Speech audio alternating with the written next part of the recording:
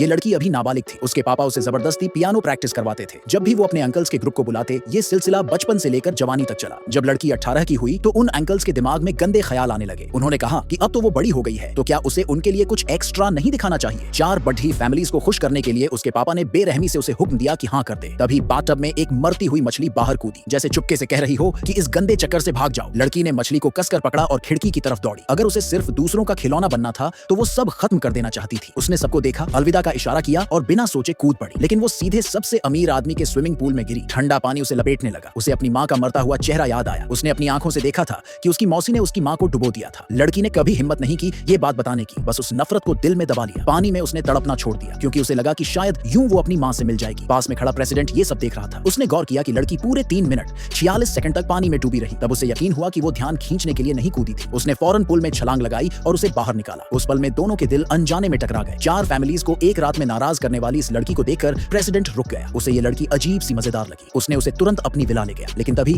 उसकी सर्दी की बीमारी फिर से भड़क उठी। गर्मी की तलाश में उसने बेताबी से उस आदमी को अपनी ओर खींचा और बस यूं दोनों एक दूसरे में उलझ गए। अगले दिन वो घर लौटी। उसके पापा ने गुस्से में उसे खूब डांटा और फैमिली नियमों के तहत सजा देने को तैयार थे। अच्छा हुआ कि उसने झूठ बोल दिया कि वो अपनी सर्दी की बीमारी ठीक करने अपने डॉक्टर दोस्त के घर गई थी। पापा आधे मन से मान गए, लेकिन तब तक नहीं जब तक उन्होंने डॉक्टर से कंफर्मेशन नहीं सुना कि उसकी हालत बेहतर है। फिर उन्होंने अपना गुस्सा थोड़ा साइड कर दिया। आखिर बीमारी ठीक होने के बाद ही वो अच्छी शादी कर पाएगी और फैमिली के लिए बच्चे पैदा कर सकेगी। लेकिन चूंकि वो नाजायज बेटी थी, पापा ने काफी सोचकर फैसला किया कि उसे आगे पढ़ाई के लिए स्कूल भेजेंगे। उसकी पहचान तभी बताएंगे जब वो डिप्लोमा ले लेगी। सौतेली माँ ने फौरन ऐतराज किया। उसने कहा कि उसकी पहचान पब्लिक के लिए ठीक नहीं है। उसने सुझाव दिया कि घर पर ही ट्यूटर रख लिया जाए। पापा को ये बात जंच गई और वो मान गए। लेकिन जिस ट्यूटर को रखा गया उसे स्टूडेंट्स को तंग करने की वजह से स्कूल से निकाला गया था। जैसे ही उसने लड़की को देखा, उसके दिमाग में गंदे ख्याल आए। लड़की को पता था कि आज उसकी चालबाज बहन के मंगेतर का आना है। उसने सोचा कि क्यों ना उन्हें कुछ ड्रामा दिखाया जाए। उसने ट्यूटर की बेल्ट पकड़कर उसे जोर से मारा, फिर अपने कपड़े फाड़ डाले। वो ऐसा दिखावा कर रही थी जैसे अभी उस पर हमला हुआ हो। लड़खड़ाते हुए वो लिविंग रूम में पहुंची और अचानक शॉक्ड रह गई। मंगेतर और कोई नहीं, वही प्रेसिडेंट था जिसने उसे पिछली रात बचाया था। उसे नहीं पता था कि असली मंगेतर तो प्रेसिडेंट का भतीजा था। जब उसने सबके सामने चिल्लाकर कहा